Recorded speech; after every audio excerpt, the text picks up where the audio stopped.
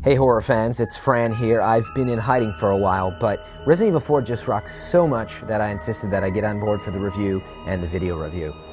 Let me start off by saying it's impossible to detail everything that's good about this game. There's just too much to spoil and too many subtleties to list, so I'll try to keep this concise.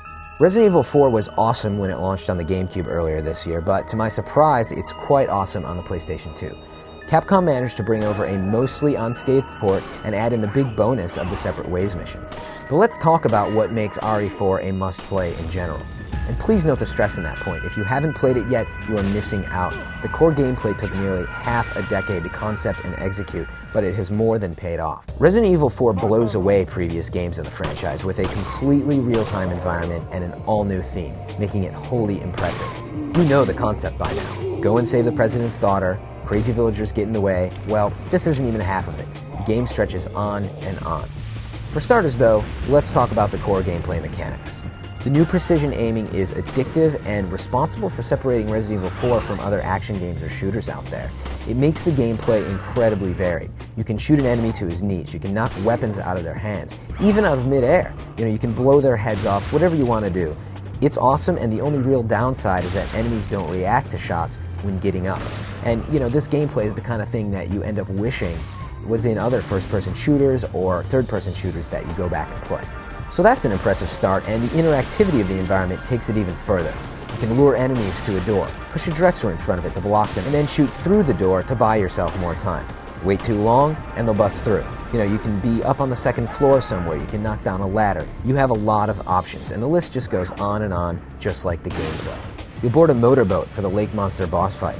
You'll fight El Gigante and watch him smash through the rooftops as you try to hide from him. The first time that I experienced that, I was shocked that Capcom took the time to add that kind of level of detail in. I thought I was going to go in these little sheds and hide and the AI would get stuck in some routine, but it didn't. He smashed through the rooftops, and it's just a really amazing experience, and there's all kinds of these little things in Resident Evil 4. And this is the point. Those who play for even a few hours will not understand how much depth there is here. There are so many levels and so many environments to interact with. I've talked to people about the game. They'll be like, yeah, I pretty much like it. I've tried the first level. It's kind of cool, but then they stop playing, but they don't realize that there's so much more beyond that creepy village. There's the abandoned farms on stormy nights. There's factories. You'll be in freezers, canyons, industrial areas, you name it. And Capcom does an absolutely wonderful job of keeping you hooked by doing that, because you always have this urge to face more enemies in new and prettier environments. Along the way, you'll also be earning money to buy weapons and upgrade them. There are numerous pistols, the range of sniper options is great too, and plenty satisfying thanks to the visuals. Also, everyone's favorite, a heavy-duty magnum. Great for boosting your ego, blasting people's heads off, or just drooling over the awesome reload animations. Then there's even the talked about exclusive high-tech Plagas laser to the PS2, but it really doesn't quite fit in my opinion, and in the end it's really just more of a bonus to play around with than it is a solid addition to the gameplay. It's so easy to drone on and on about all this, but the main idea I want you to take away here is that Resident Evil 4 is not the same old Resident Evil or survival horror game. It is not slow and filled with silly puzzles. The action here is enough to give you a heart attack. You will constantly find yourself among the hordes. Like in this scene where you get trapped in this farmhouse as dozens and dozens of the Illuminados pile into every opening that's around you. It's this kind of high-tension gameplay that is just rarely found.